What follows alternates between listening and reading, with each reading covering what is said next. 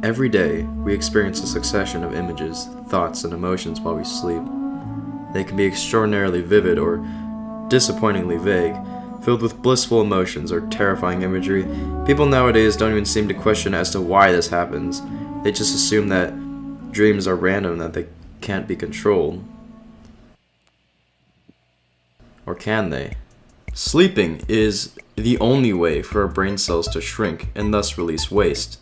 A new study published in the journal Science reveals that brain cells shrivel up by 60% while a person is asleep to wash away the cellular garbage more effectively. Your dreams actually get rid of emotional arousal. However, not all of our emotions causes us to dream. Only emotional arousal, unexpressed while we're awake, causes us to dream. This isn't always the case. There are several factors that can affect your dreams. Your posture, the amount of hours you actually spend sleeping, and the activities you do before you go to sleep. Your posture is important when it comes to sleeping. Scientists say that the best way to sleep is on your back because it is best for your spine. The activities you do before you go to sleep are very likely to change what your dream is about, the most of which include listening to music, watching television, watching scary movies, and fasting.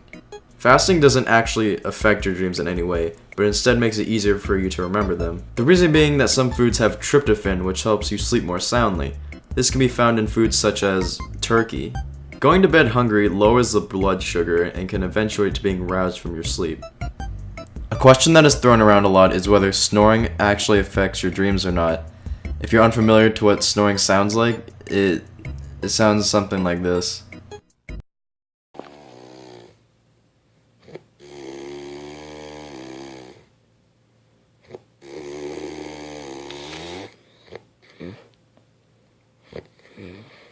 Most people believe that when a person is snoring, it means that he or she isn't dreaming at all. Although this may be true, it is believed that you can still dream and snore at the same time. Snoring occurs when passageways to your lungs are partially blocked off or constricted while sleeping. Some factors that encourage snoring include gaining weight, throat weakness, jaw position, sleeping on your back, and just aging in general.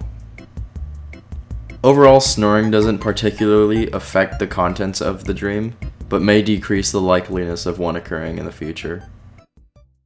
I went around school with a journal, interviewing people about how they slept and what kinds of dreams they had. Out of all the people that I interviewed, 27% of them slept on their back, 61% slept on their side, and 12% slept on their stomach. The group of individuals that remembered their dreams more vividly than others were the people who slept on their backs. Only one person that slept on their back didn't remember their dream. However, he only got 3 hours of sleep that night. Most individuals who slept on their side reported that their dreams were foggy or that they couldn't remember them. As for the people who slept on their stomachs, only one person was able to remember his dream. This handsome devil stated that he had a dream where he was wandering aimlessly in the 90s and that the rest was just a blur. There were several other interesting dreams that were recorded, but there are a few that should be brought to attention. This beautiful human male was the only person who had a lucid dream. He dreamt that he was forced to assist his father with beating a man that he kept hostage and brutally tortured in the basement. He didn't feed him either. This cool girl had a very long, vivid dream that involved her singing a song from Wicked on stage. What's interesting is that she listened to music before falling asleep, and also went to bed feeling hungry, so she was able to remember most of it very vividly, but she didn't want me to share all of it because...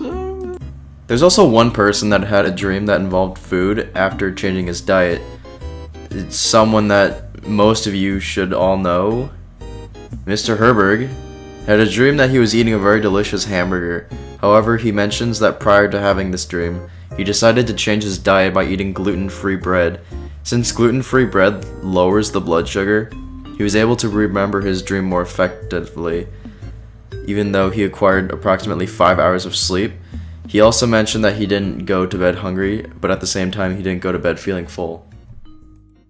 Oh, and as for the picture in the background, I forgot to take a picture using my phone when I interviewed him, so I found this one instead. I think it's him. I mean, it looks a lot like him. Anyway, moving on.